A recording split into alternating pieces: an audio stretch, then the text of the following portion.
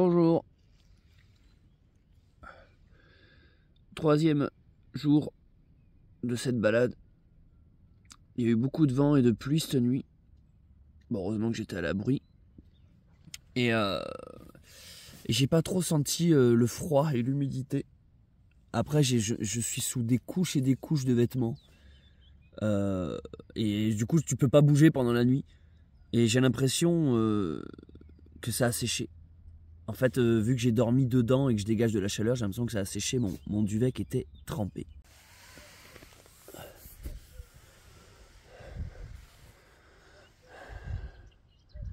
Bonjour Archie.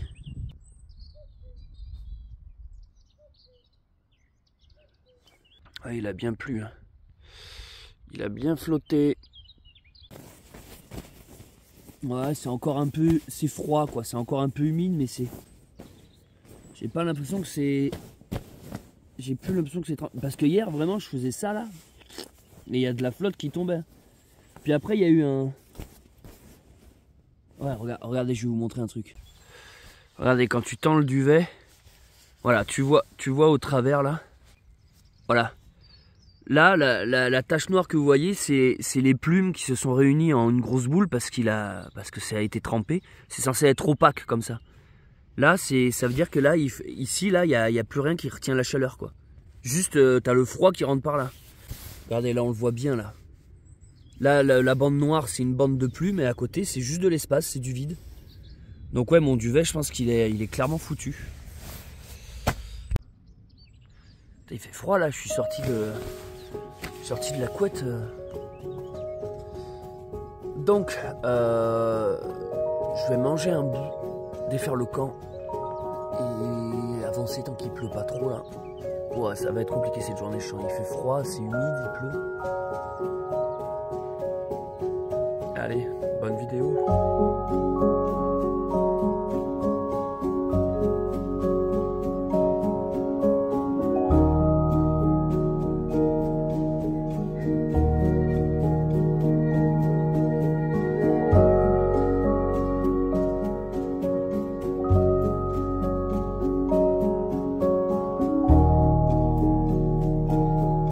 Je suis en train de démonter le camp et ça c'est quelque chose qu'il faut clairement que j'améliore pour mes prochaines aventures, mes prochaines randos. Ça prend trop de temps le soir à monter et le matin à démonter. Même si je ne suis pas pressé, que j'ai pas d'impératif, c'est juste que quand tu te lèves et que tu te dis bon allez vas-y on décolle, il y a, tu vois, j'ai même pas déjeuné là par exemple, le temps de défaire tous les nœuds, plier la bâche, attendre que certaines choses sèchent un peu parce qu'il y a eu l'humidité. Bon là il a plu, mais même quand il pleut pas, il y a toujours un peu de rosée. Je perds facilement 1 heure. Le soir quand j'arrive, je me dis ok c'est ici que je m'installe. Il y a vraiment 1 heure quoi. Si j'arrive à 19 h, tu sais que ma journée n'est pas finie. C'est à 20 h que je pourrais enfin m'asseoir et dire ok c'est bon. Et sans compter le repas, hein. C'est que j'ai pas encore mangé. Et pareil le matin.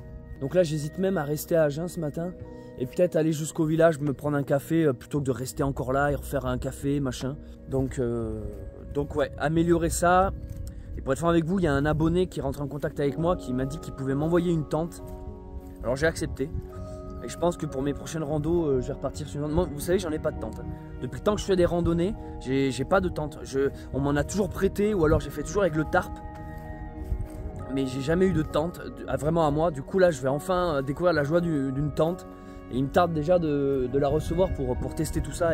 Et un gain de temps et le soir lorsque tu montes le camp et le matin lorsque tu le démontes.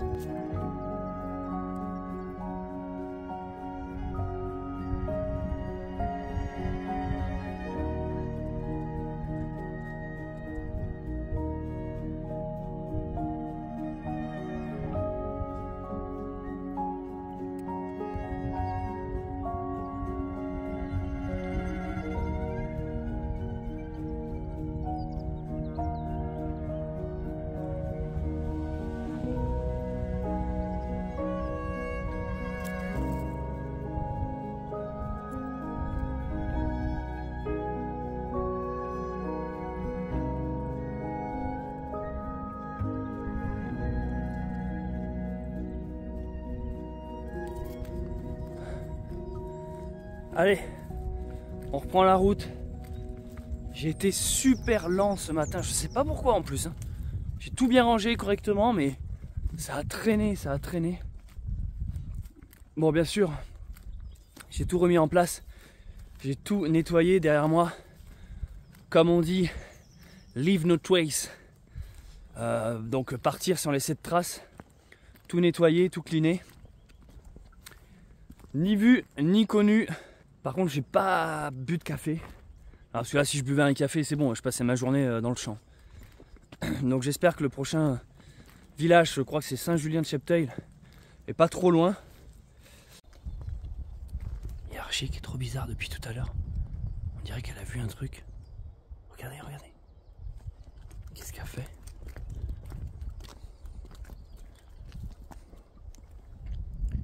Je me demande si elle a pas vu si elle a pas entendu la branche tomber. C'est la branche qui te fait peur, Archie? Viens ma puce. Viens, c'est par là. Oui, c'est la branche qui est tombée, c'est ça? C'est ça qui te fait peur?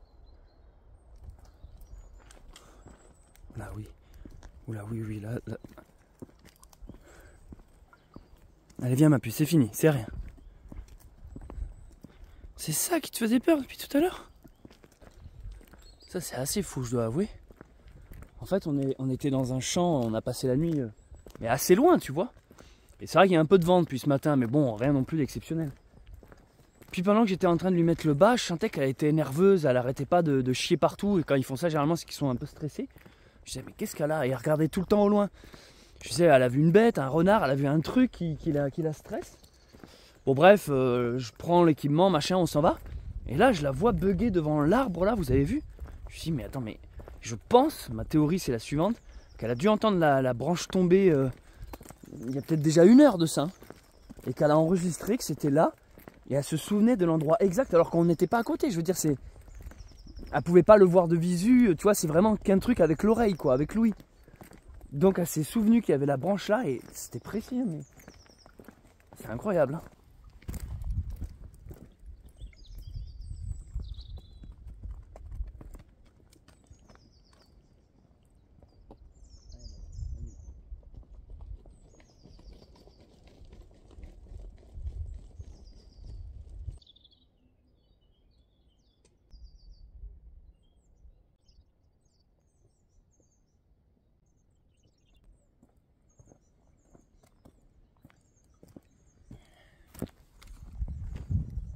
Bah ouais, quand je fais un plan comme ça, faut bien que je revienne chercher la caméra.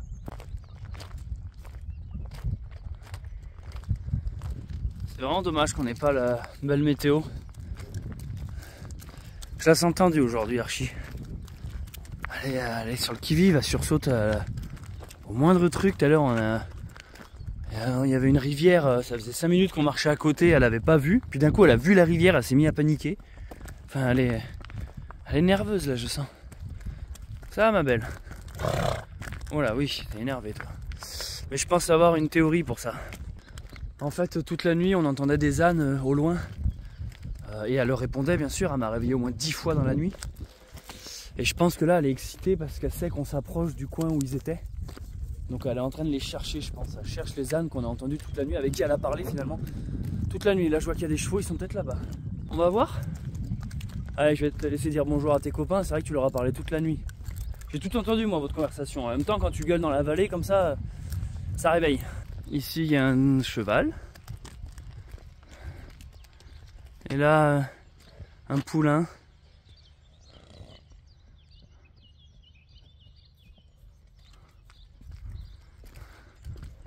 Ils sont beaux, ceux-là.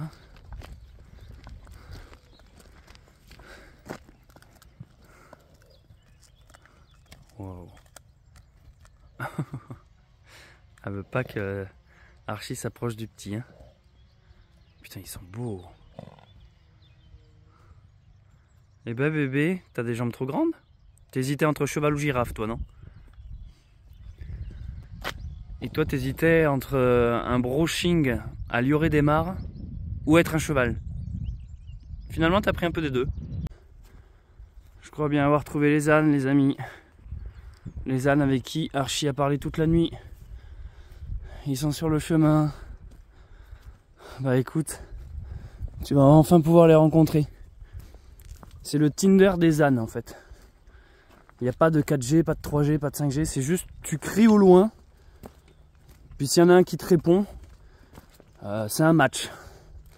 Et après, ben, avec tes grandes oreilles, tu utilises ton radar, ta géolocalisation, pour soit rencontrer une branche, soit ton âme sœur. Ou plutôt, devrais-je dire, ton âne sœur. Regarde Archie, c'est tes amis.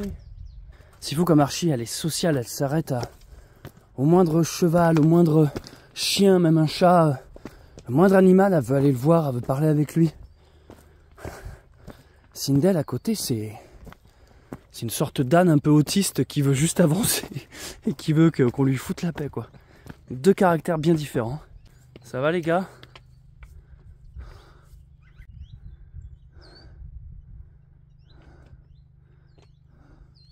Vous avez rien de plus à vous dire? Vous avez gueulé toute la nuit pour ça?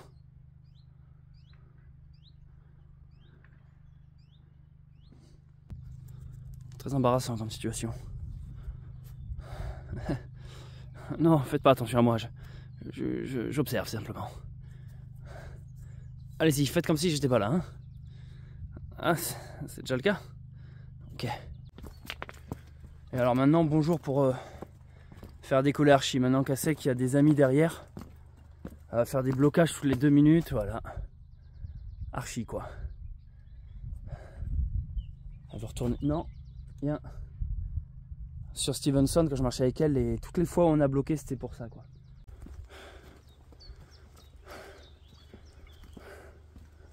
Oh mais attends 2 secondes. Ça passe pas là-dedans un âne. Oh merde. Putain, j'avais oublié l'existence de ces barrières.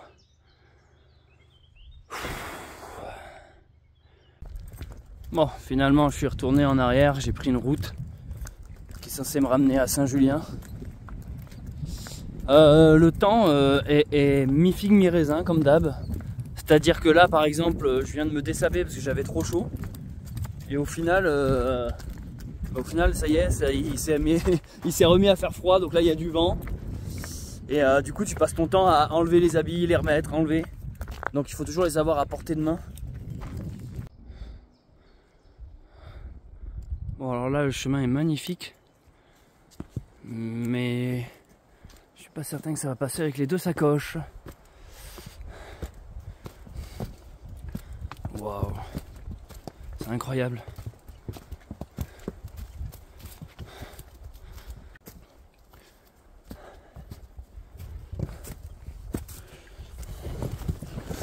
Oh putain.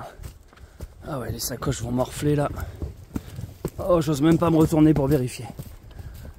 Ces sacoches, faut que je les garde pour ma grosse aventure de cet été. Alors si je commence à les bousiller maintenant, ça va pas le faire. Les maisons sont jolies. Mais sinon, avec Archie aujourd'hui, c'est pas trop ça. Là, le chemin qu'on a pris, trop escarpé, j'ai dû faire demi-tour. T'as tout le bas qui s'est cassé la gueule, j'ai dû tout remettre. Je sens que cette journée va être particulière. Plein de petites embûches, beaucoup de pauses pour rien, de la perte de temps. Et le pire, c'est que j'ai remarqué à chaque fois que je dis ah cool, il y a le petit village pas loin, on y sera vite. Bientôt je vais arriver ce soir là-bas quoi, alors qu'il y a 1 kilomètre entre les deux. Je galère aujourd'hui, je sens que je suis pas dans le mood quoi, je suis pas dans le truc, c'est tout, le moindre petit truc demande énormément d'efforts. Par exemple le bas, je sais pas pourquoi aujourd'hui j'arrive pas à le fixer, tout tombe.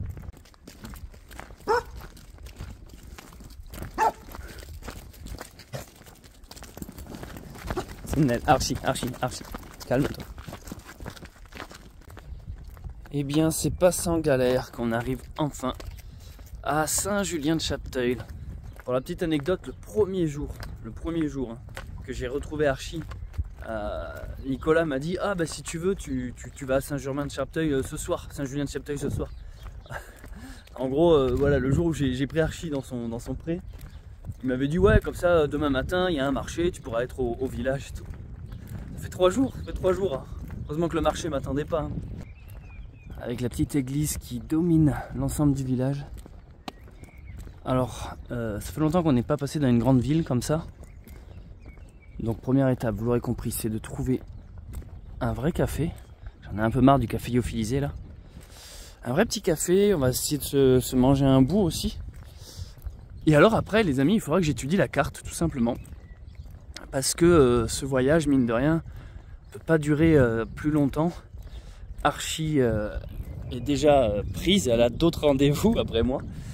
Et moi aussi également, je dois préparer du coup mon gros projet de cet été, que je vous raconterai dans une autre vidéo, hein, pas de panique. Du coup, je peux pas étirer cette rando plus longtemps. Donc je me pose et je dois étudier la carte pour savoir dans quelle direction, après cette pause de midi là, je vais retourner doucement vers le point de départ.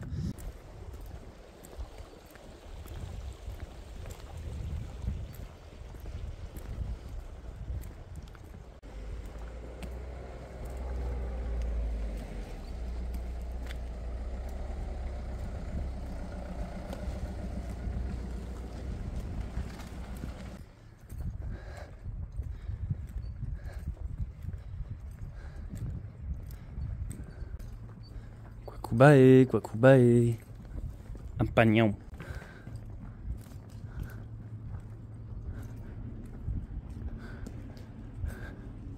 Ce qui m'observait hier soir pendant mon bivouac.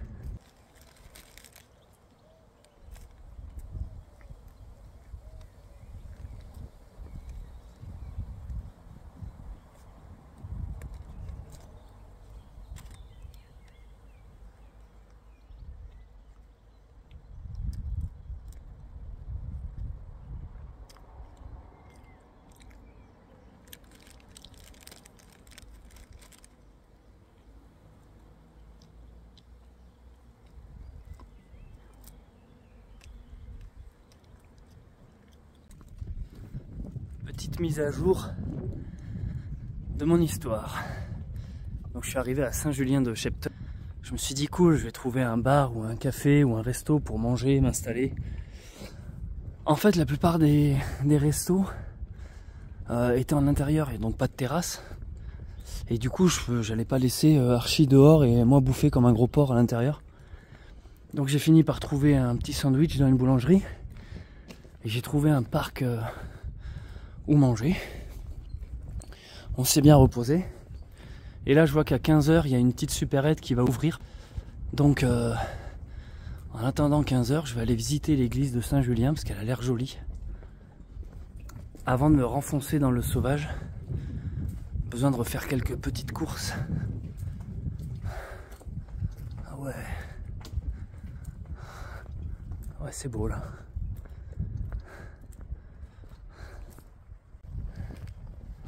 En fait, ce qui est marrant, c'est que je suis rentré dans le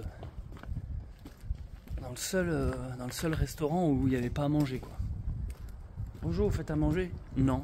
Ah bon, il y a écrit en gros ouvert, fait à manger midi et soir. Oui, mais j'ai plus rien. D'accord. Donc vous faites pas manger? Non. Et après, vu que j'avais déjà débatté Archie et tout, j'avais trop la flemme de changer d'endroit, donc j'ai finalement bouffé un sandwich un peu pourri dans un coin un peu nul. Vous voyez ce genre de coin, quoi. Juste un cul-de-sac avec des crottes et des bouts de papier blanc. C'est à peu près là où j'ai pique-niqué aujourd'hui, quoi.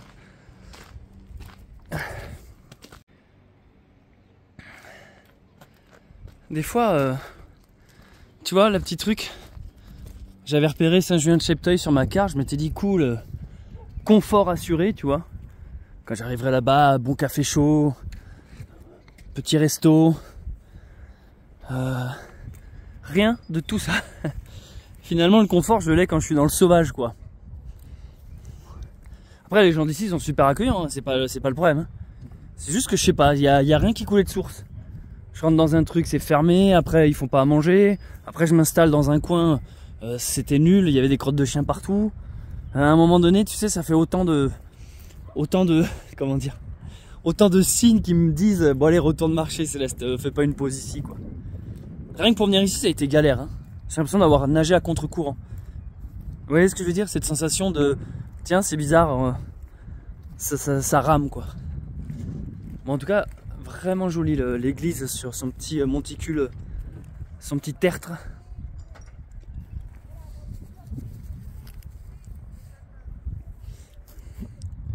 On aurait été 1000 fois mieux ici pour pique-niquer. Hein. Je sais vraiment pas ce qui m'a pris, moi, de manger dans un dépôt à crottes.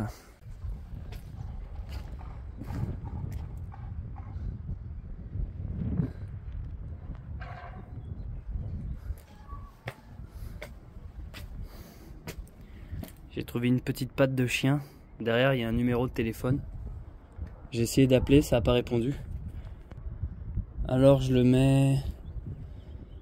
mets ici en espérant que quelqu'un le trouve et appelle. Kwakuba et on va passer par là.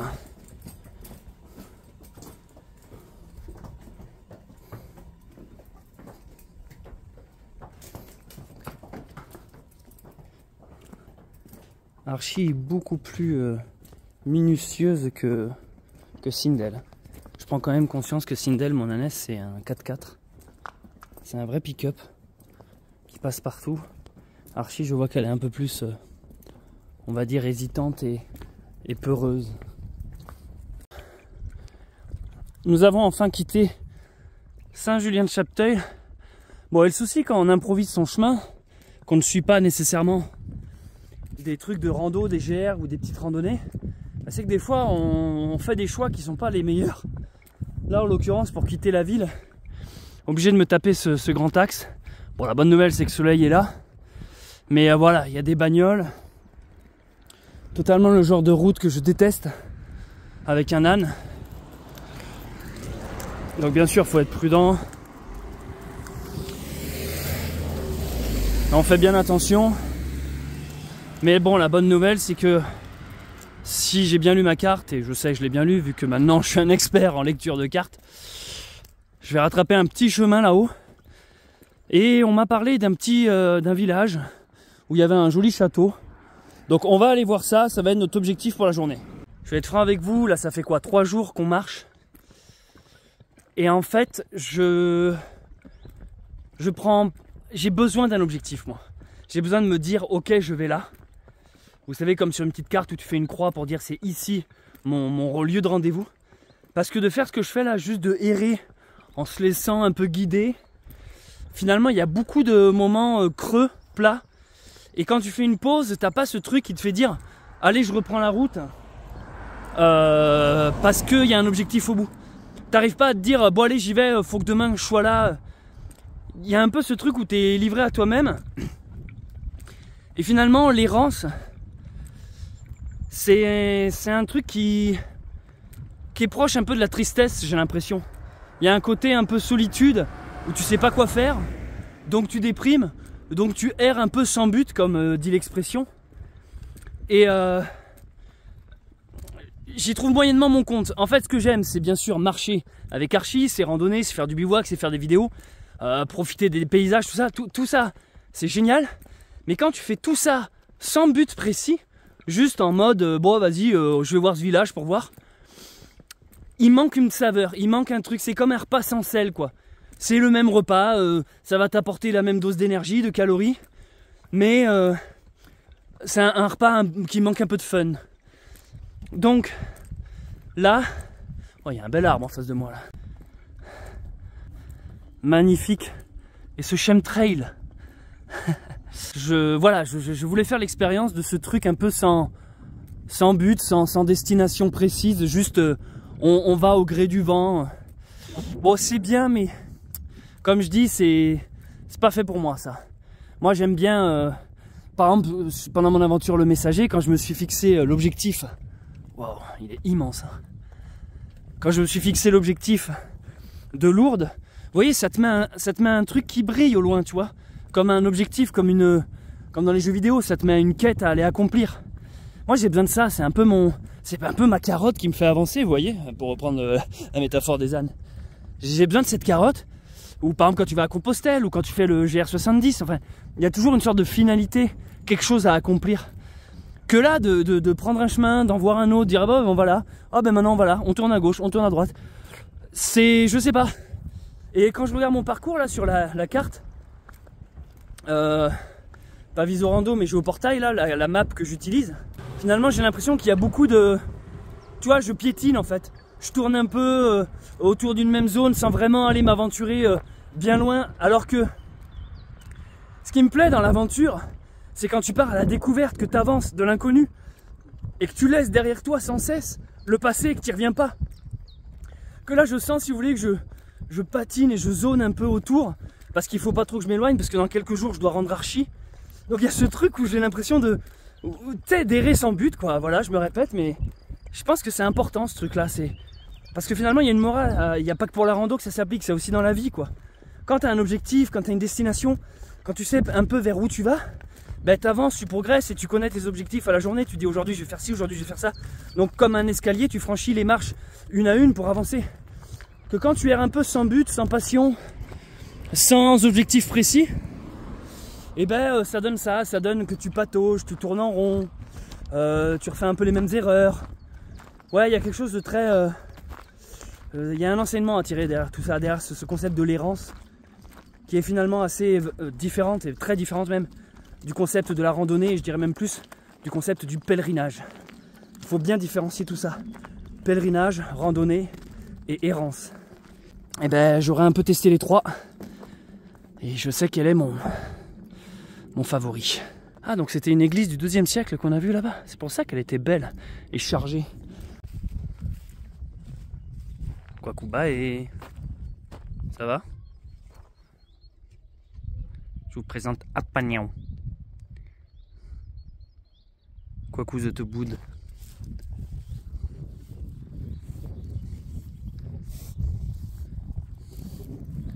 Connais-tu le verbe babiner? Je babine. Nous babinons.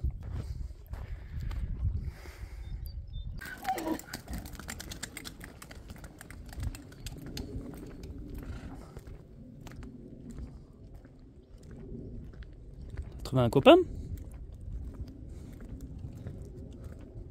Salut mon gars.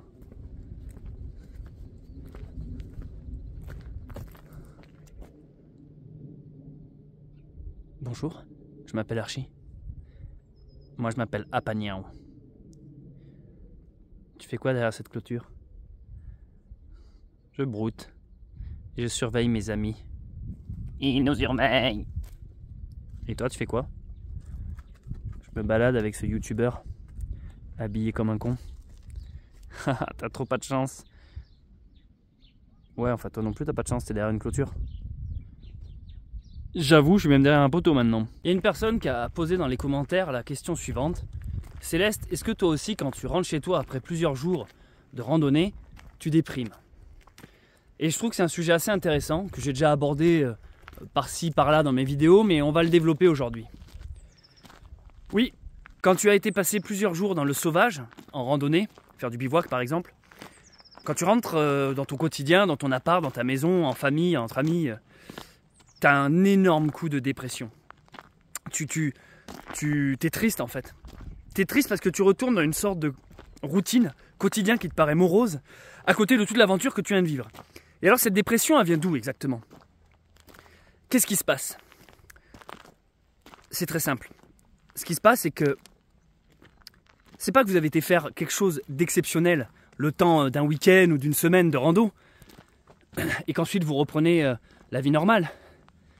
C'est l'inverse. La chose exceptionnelle qui sort de l'ordinaire, c'est toute votre vie. C'est toute votre vie qui est très routinière, qui n'est pas normale, qui est dans une sorte de chose contre-naturelle. Quand vous allez vous perdre en randonnée, en bivouac dans la nature, c'est là où vous faites quelque chose de normal. C'est là où votre vie quotidienne est censée être. Lorsque vous allez goûter à cette vie-là, avec donc la liberté que ça incarne, vive l'instant présent. Vous savez, vivre l'instant présent, c'est une phrase qu'on entend tout le temps. T'as l'impression que c'est un peu compliqué, qu'il faut méditer, faire le vide de l'esprit, qu'il faut essayer d'avoir aucune pensée, ni du passé, ni du futur. Vive l'instant présent, les amis, tu vas juste randonner. Ça va être, tu t'adaptes à constamment ce qui se passe. À une rencontre, à une main tendue, à la météo, à la faim, à la soif, à la fatigue. C'est ça, vivre l'instant présent. C'est retrouver son corps incarné dans un élément. Vous savez, on oppose souvent nature et culture. Nature, ça serait cette chose sauvage et innée. Culture, ce serait l'homme qui était à la base dans la nature, qui s'en est extirpé et qui a créé de la culture. Donc, autrement dit, on oppose nature et espèce humaine. Mais ça, c'est le mental qui vous fait dire ça. En vrai, nous sommes des animaux. C'est pas parce qu'on confectionne des fringues, des téléphones portables ou je sais pas quelle autre connerie qu'on n'est pas des animaux. On reste, oui, on est des animaux, on va dire, avec une pensée. On est des êtres avec notre propre conscience de notre mort et donc de notre existence. L'homme, c'est quand la nature prend conscience d'elle-même. C'est exactement ça. On est de la nature. On est composé des mêmes choses que de la mousse, que de l'herbe, que de la pluie, que des nuages, que des rochers, que des arbres, que des animaux, que des ânes, que des mouches, que des asticots. Simplement, on est cette bactérie qui, un beau matin, a pensé « Tiens, c'est marrant, j'existe ». Et lorsque vous allez dans le sauvage, dans la nature, vous retrouvez cette chose innée et complètement naturelle. Tout coule de source, tout semble limpide. Alors oui, ce n'est pas toujours facile. Il est vrai que c'est des fois désagréable d'avoir toujours un peu les pieds mouillés, de sentir la transpiration, de pas toujours pouvoir se doucher, se raser, de pas toujours manger à sa faim, ou voilà, des fois, je vous cache pas, moi j'ai mal dormi la nuit dernière, là tu marches, j'arrive pas vraiment à profiter de la journée parce que je suis toujours un peu crevé, j'ai envie de faire une pause toutes les 2 minutes. Mais en fait, n'imaginez pas comme actuellement je suis connecté avec moi-même. Avec tout, je vis au même rythme que le pissenlit. Et de vivre dans cet état naturel, je crois que ce qui rend heureux là-dedans, au-delà de l'aspect sportif, ça fait circuler le sang, donc c'est bien pour l'esprit, le corps, qui est vrai, hein, ça c'est vrai en plus ça. Mais au-delà de cet aspect physique, purement physique, il y a quelque chose d'ultra spirituel. Vous vous connectez à un tout. C'est comme je disais, cet exemple, vous êtes une machine éteinte, inerte, et quand vous la branchez à l'électricité, boum, ça s'allume, et tous les voyants clignotent, ça y est, vous fonctionnez. C'est pareil. À chaque fois que vous allez dans la verte, dans le sauvage, bling, vous vous branchez et vous êtes aligné avec tout. Et vous allez voir que le plus beau là-dedans, c'est que la vie vous sourit. Qu'est-ce que ça veut dire ça, la vie vous sourit ? Vous trouverez toujours à manger quand vous aurez faim. Vous trouverez toujours un abri quand vous en aurez besoin. Il y aura toujours de l'aide. Il y aura toujours... En fait, tu demandes et tu reçois. Et c'est ça que moi, personnellement, j'appelle Dieu. C'est la vie. Dieu, vous savez, le problème dans les religions, c'est qu'ils ont tendance à chercher à le définir, à l'expliquer. Définir et expliquer, c'est condamner, c'est enfermer. Tu ne peux pas définir et expliquer quelque chose qui est censé se vivre. Tout ne se règle pas à coup de science et de notice. C'est pour ça qu'on passe souvent pour des illuminés. Parce que quand tu commences à dire aux gens « va dehors, t'iras mieux, ça va te soigner », tu passes pour un starbe à côté d'un médecin qui a fait 10 ans de médecine, tout ça pour te proscrire de la merde, pour essayer de te sortir de ta dépression. Je vous le dis, t'es déprimé en ce moment ? Tu te fais chier dans ta vie ? Ça va pas dans ta famille, avec ta copine, dans ton boulot, avec tes amis ? Va marcher. Mais va pas marcher une après-midi en mode tu gardes tes putains sneakers et ton jean slim et faire une balade du dimanche après digestion et puis non. Va vraiment te foutre une grosse claque dans ta tronche. Tu prends un sac, qu'importe, même un cartable scolaire, tu fous des habits chauds, de quoi manger et tu pars au moins, et je dis bien au moins, une semaine. C'est ça ta cure et c'est ça ton devoir. Tu me remercieras après. Quand tu vas rentrer, tout va te sembler absurde. Absolument tout. La moindre conversation va te sembler d'une futilité incroyable, d'une inutilité profonde. Tu vas te dire, mais qu'est-ce que tu me racontes ? Qu'est-ce que je m'en branle ? Tout va te sembler de la merde. Moi, en ce moment, je vais être franc avec vous, j'ai des galères avec des trucs administratifs. Et putain, mais qu'est-ce que je m'en branle en fait ? C'est des faux problèmes. C'est-à-dire, oui, d'un point de vue humain, c'est des problèmes qui existent. J'ai autre chose à foutre que répondre à des lettres et des papiers et aller à des rendez-vous à la con. Mais en vrai, ça ne m'affecte pas. Je le fais parce que je sais que je suis dans la société et que voilà, j'ai des règles à respecter comme tout le monde. Hein. Mais ça ne m'impacte pas. J'y vais, je dis oui, non, je réponds aux questions, puis je me casse. Et puis en fait, ma vie continue, quoi. C'est pour ça que vous déprimez. Quand on apparaît sur Terre, on nous apprend depuis tout petit des règles. Des règles de famille, des règles de société, d'un village, d'un pays. On t'apprend des coutumes, on t'apprend des traditions en fonction de là où tu es né. Et du coup, ces choses-là s'imprègnent en toi et c'est très dur de s'en défaire. C'est très dur, comme on dit, de sortir de la matrice. L'éveil, c'est quand tu prends conscience que il y a une règle universelle, c'est celle de la vie, de la nature, de tout ce qui nous entoure. Cette règle-là, quand tu essayes de la respecter, ça te fait sortir des autres règles. Quand d'un coup tu comprends que ce qu'on t'apprend depuis tout petit, c'est pas nécessairement juste, c'est pas nécessairement la vérité. C'est un mode d'emploi qui te permet de survivre, on va dire, dans le monde où tu es né, donc dans le village où tu es né, dans la société, dans le pays où tu es né. C'est avec cette règle-là que tu arriveras à rester dans le groupe et donc survivre. Mais dès l'instant que tu vas goûter un peu ailleurs, donc la liberté en l'occurrence, tu t'aperçois que ces règles-là sont utiles que pour le groupe en question que tu as quitté. C'est le même sentiment que lorsqu'on part en vacances. Tu bosses toute l'année. Puis tu vas... c'est magnifique par ici. Hein. Tu vas 2 semaines en vacances n'importe où, quelque part. Quand tu rentres chez toi, t'as la flemme. Tu dis, oh non, c'est le retour au travail. Ah, les emmerdes reprennent. Ah oui, il y a le courrier. Ah oui, il y a ça, j'avais pas répondu. Ah oui, il y a ce truc. Et rien que d'y penser, t'es déjà fatigué en fait. Alors que tu viens de prendre des vacances. Et du coup, t'as un coup dur. Tes vacances te manquent et il te tarde déjà l'année prochaine d'y retourner. Quand tu rentres de vacances, t'as un coup de déprime. Parce que tu as goûté à une forme de liberté. Et le monde dans lequel on est t'a persuadé que pour être libre, donc pour prendre des vacances, ça coûtait de l'argent. C'est-à-dire qu'il fallait que tu travailles. En gros, ce qu'on te dit, c'est si tu vas travailler, tu as de l'argent, et avec cet argent, on te laisse libre de choisir tes vacances, et donc tu pourras goûter ta liberté. En gros, c'est comme si vous achetiez à chaque fois votre liberté. Vous bossez toute l'année, et après vous prenez 5 semaines de vacances, que vous payez, hein, vous prenez un avion, un bateau, vous allez prendre un hôtel, machin, vous payez des vacances pour en fait goûter les libertés. Dit autrement, vous payez votre liberté. Combien j'ai rencontré de pèlerins sur Saint-Jacques-de-Compostelle qui m'ont dit les choses suivantes. Je me dépêche parce que je fais 50 bonnes par jour, j'ai qu'une semaine de congé. Combien de gens qui sont moi je vais manifester en ce moment parce que tu comprends mes retraites, je serai comme ça libre comme toi mais à ma retraite. Mais tu seras jamais libre. Tu seras jamais libre parce que tu l'es déjà pas dans ta tête. Moi à ma retraite les amis, je vous le dis, j'en aurai pas. Et je m'en branle. Je m'en branle, je le sais que j'en aurai pas. C'est maintenant que j'ai envie de profiter. Cet endroit est excellent. Je viens d'aller faire mes besoins dans un coin. Alors honnêtement là, c'est le genre d'endroit où j'aurais pu bivouaquer, mais tellement.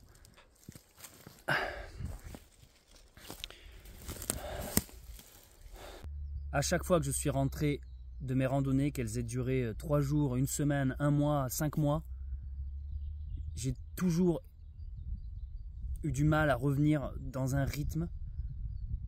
J'ai eu, à force que ça m'arrive, ce sentiment de tristesse. Je me suis dit, mais c'est quoi qui me fait ça exactement? Et j'ai réussi à mettre le doigt dessus. Quand tu goûtes à la liberté totale, ça ne veut pas dire que tout est agréable. Les gens confondent liberté, vacances et plaisir. Ils pensent que parce que tu es libre, tout coule de source et que tout est agréable. Mais en rando, il faut bien comprendre que c'est pas agréable d'avoir froid. C'est pas agréable quand tu te fais mal, quand tu as faim, quand tu as mal aux pieds, quand tu as mal au dos. C'est pas agréable les courbatures. En fait, il y a un truc physique. La liberté, si vous voulez, a un prix de l'effort. Quand j'ai marché 5 mois, vous m'avez vu, j'ai terminé à l'hosto à un moment donné, j'étais pas bien. Tout n'est pas fluide et facile. Ça ne veut pas pour autant dire que tout est difficile. Mais presque, si vous cherchez la facilité et les choses agréables, le confort, mais au final, c'est en restant chez vous que vous l'aurez ça. Vous sacrifiez la liberté pour une sorte de bien-être. C'est comme si on vous donnait 2 paires de chaussures. Il y en a une où il y a un gravier dedans. Et on vous dit, par contre, si tu la mets, tu peux marcher où tu veux, tu es libre. Et il y en a une où c'est des chaussons, vous êtes bien dedans, c'est confort, c'est molletonné, vous n'avez jamais froid, vous avez chaud à vos petits orteils. Mais voilà, tu t'es limité à un carré, quoi. Tu dis, voilà, tu sors pas de cette zone. C'est ça, en fait. Quand vous choisissez la paire avec le gravier, c'est pas toujours facile. Ça fait mal, il y a des hauts, il y a des bas. Mais tout prend une dimension extrême. Les sens augmentent, le toucher, le goût, l'œil, l'ouïe, l'odorat, tout s'éveille. Du coup, les efforts sont difficiles, mais le réconfort est multiplié.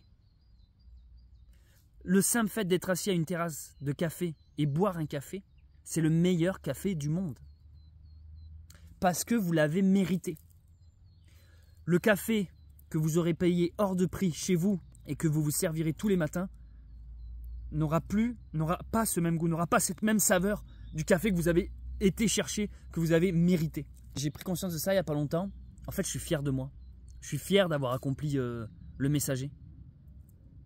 De m'être lancé dans l'inconnu comme ça il y a 1 an avec Archie sur Stevenson. Dites-vous qu'à la base, je partais pour 2 semaines. J'avais encore peur de quitter mon cocon.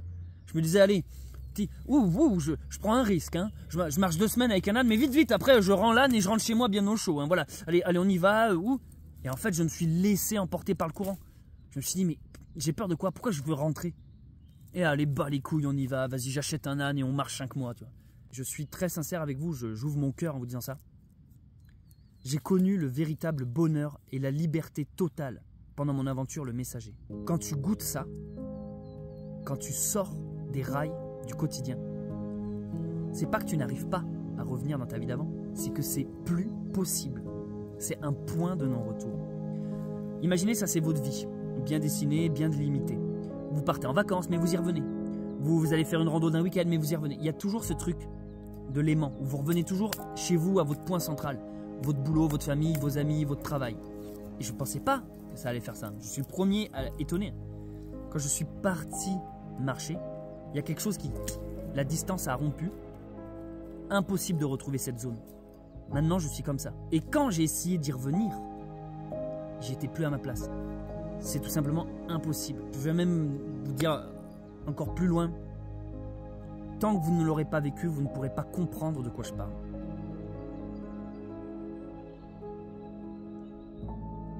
J'ai tellement de souvenirs, j'ai tellement vécu quelque chose d'immense. Ça m'a transformé. Donc oui, quand je suis rentré, j'étais dépressif. Parce que je voyais que j'étais plus à ma place. Impossible de remettre des vêtements d'enfant quand tu as grandi. Tu ne peux plus rentrer dans ton petit chaussure taille 12 quand tu fais du 43. Tu peux plus. T'en gardes juste un souvenir, tu mets tes chaussures dans un placard quoi. Quand j'ai marché sur Stevenson avec Archie et ensuite avec Messager, avec Sindel, impossible de renfiler le personnage céleste d'avant. Mon esprit a grandi, mon cœur s'est ouvert. Dit plus simplement, quand tu as vécu une aventure extraordinaire et que tu t'es écouté et que tu étais aligné et que la vie te montrait chaque jour, chaque seconde que tu étais dans le bon chemin et que tu avais raison d'y croire, revenir dans ta vie d'avant, c'est absurde. C'est comme si tu avais un cancer, que tu arrivais à t'en sortir, à en guérir, et qu'une fois sorti de ça, que tu es soigné et en bonne santé, tu souhaites revenir dans ton état d'avant. J'aimais bien quand j'avais le cancer. Impossible. Une fois que tu es soigné, tu es libre, tu es guéri, tu ne veux plus jamais revivre cet enfer. C'est exactement ce qui se passe lorsque tu arrives à goûter à cette liberté, à t'extirper de tout ça. Croyez-moi, c'est pas facile. Hein. Je me pose des questions tous les jours. Je me dis, mais alors je vais faire quoi maintenant? Je vais marcher comme ça toute ma vie? J'ai réussi même à trouver l'amour. J'ai trouvé une femme excellente pendant mon chemin, mon pèlerinage. Et je sens que maintenant ma vie va... Vous voyez, même ça, c'est un cadeau. C'est apparu sur mon parcours, sur mon tracé. Et voilà quoi. La suite du chemin est guidée. On m'a montré une direction, c'est par là. Donc pourquoi revenir à la vie d'avant? Donc oui, je connais que trop bien ce sentiment de dépression quand vous rentrez chez vous après les vacances, après un week-end, après une semaine, même plusieurs mois même de marche. C'est tout simplement parce que vous venez de goûter à la liberté totale. Plus aucune contrainte. Et je me permets de rajouter quelque chose à ça. Là, depuis quelques jours que je marche avec Archie, je me suis rendu compte que j'arrivais pas à retrouver le même bonheur que j'avais sur Stevenson ou sur le Messager. Et je sais pourquoi. Sur Stevenson et sur le Messager, j'avais l'inconnu devant moi, l'incertitude, et je n'avais pas de date de retour. J'avais la vie. En gros, je me suis lancé, je faisais un pas. Ça pouvait durer une semaine, comme un mois, comme 6 ans. Je m'étais laissé carte blanche. Tout était possible. Certes, ça fait peur des fois d'avancer dans l'inconnu, avec aucune ligne directrice. Mais c'est ça qui m'a rendu heureux. C'était, chaque jour je me levais et je ne savais pas qu'est-ce qui allait se passer dans ma journée, mais ni même dans ma semaine, et je ne savais pas combien de temps j'allais encore marcher. Je savais que je pouvais m'arrêter dans 1 heure, tout comme dans 7 ans. Je vivais tout simplement la vie avec ce qui se passait. Et c'est ça qui me rendait heureux. C'est quand je suis parti de chez moi avec mon sac à dos, il y avait le monde devant moi. Et de ne pas m'être fixé de retour, c'est cette incertitude qui me rendait heureux. Parce qu'il y avait le goût du risque, mais il y avait le goût de la découverte et de l'accomplissement. Là, ce qui ne me fait pas le même effet avec cette randonnée-là, cette petite balade, c'est que je sais qu'elle est limitée. Dès le début, le propriétaire d'Archi m'a dit, voilà, par contre, tel jour, il faut que tu me la rendes. Je savais que je ne pouvais pas partir trop loin. Moi-même, j'ai des choses à aller faire pour préparer ma rando de cet été, justement. Tout ça fait que là, je me sens presque dans un circuit fermé, vous voyez. Je me dis, bon, ben, alors, on part marcher, mais c'est un bonheur qui n'arrive pas à exploser. C'est comme un orgasme que tu retiens, en fait. Parce que tu te dis, mais ah oui, non, il faut que je revienne à mon point de départ. Et il y a des dates, il y a un cadre. Et bien ça, bien sûr, je profite et j'adore cette randonnée. Hein. Les paysages sont excellents. J'aime toujours autant faire des vidéos. La complicité avec Archi est d'autant plus grande. Et oui, ma belle, c'est de toi que je parle. Mais le simple fait de savoir qu'il y a une date de retour, une date de fin, m'enlève une certaine forme de plaisir. Ouvrir la porte et me dire, je me lance. C'est comme un saut en parachute, mais sans parachute.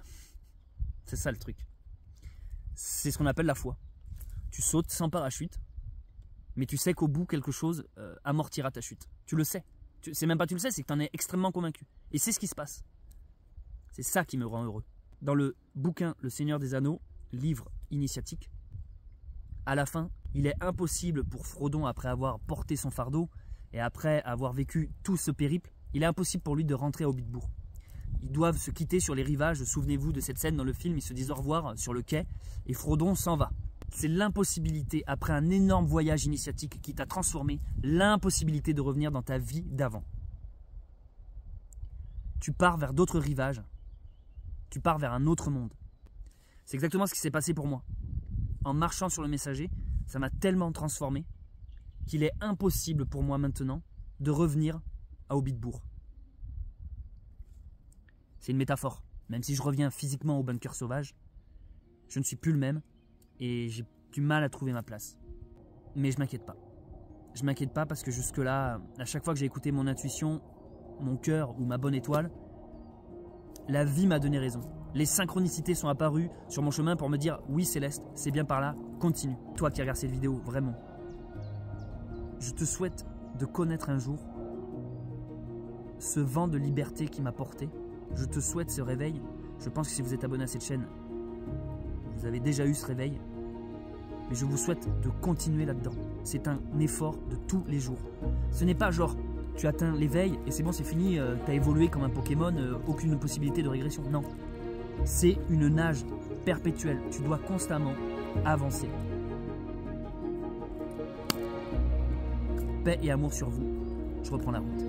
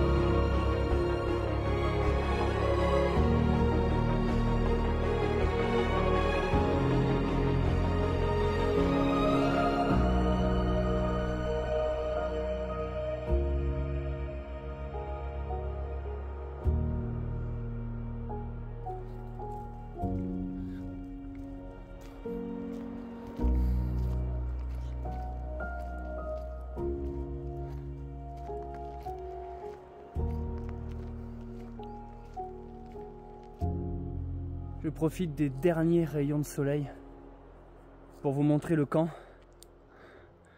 Voici le soleil qui est vraiment à l'horizon, il se couche. Moi je vais m'installer là, donc ce soir je suis dans une forêt. C'est bien mousseux. Ça c'est le genre de sol bien confortable. Et l'intérêt de cette forêt, regardez-moi la vue, c'est qu'il y a une petite clairière où j'ai pu mettre Archie. Voilà. Je suis tranquille. Je lui ai fait sa clôture. Elle a de l'herbe. J'ai plus qu'à aller lui mettre de l'eau. Et là, vous voyez, je lui ai appliqué une petite pommade, je sais pas si vous voyez, sur le flanc. Donc je rappelle, hein, si vous n'avez pas vu les premiers épisodes, ça, c'est pas parce qu'elle porte les sacoches que ça la blesse. C'est un problème qu'elle a eu cet hiver, c'est une sorte de gale. Donc tous les soirs, je lui applique une pommade pour faciliter les repousses. Et d'ailleurs, ça repousse, hein, ça marche super bien. Ça sent un peu ça sent la citronnelle, cette pommade. Bon. Les amis, je sais pas si vous l'avez compris, mais en réalité, c'est mon dernier soir avec Archie. Je voulais absolument faire un feu. Mais il est tard. Il est tard, je vais pas m'embêter à faire un feu maintenant. J'ai encore tout mon camp à monter. J'ai cette vidéo que vous êtes en train de regarder à monter également. Oui, c'est mon dernier soir avec Archie. Voilà, je vous avais prévenu, j'avais que quelques jours de disponible, mais c'est surtout Archie qui était disponible que quelques jours. Et donc moi, j'ai voulu surtout profiter de cette période-là pour me remettre un peu dans l'ambiance rando, marcher avec un âne, une vidéo par jour, filmage, montage, publication. Dans l'ambiance itinéraire, voilà, tout ça, refaire un test avant mon gros projet de cet été que je ne vous ai pas encore parlé. Rassurez-vous, j'en parlerai en temps et en heure.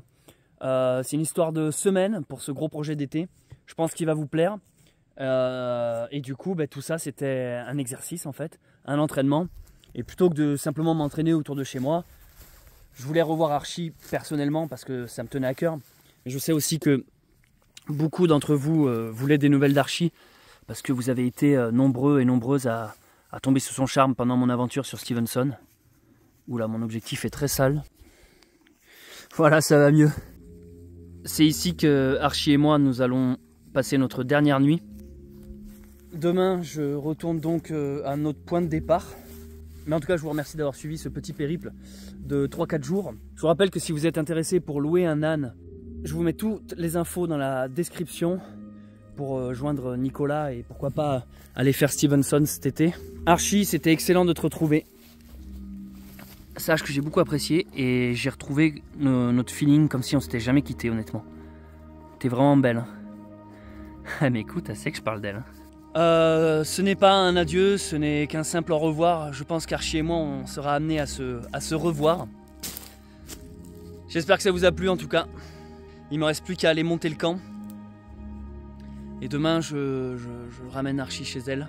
Restez dans le coin pour le gros projet de cet été. Je compte sur vous. Je vais arrêter cette vidéo ici. En tout cas, ça m'a fait tellement plaisir de revivre ces moments avec Archie dans le sauvage. Allez, je vais monter le camp et je vous dis à bientôt sur cette chaîne YouTube. Ciao.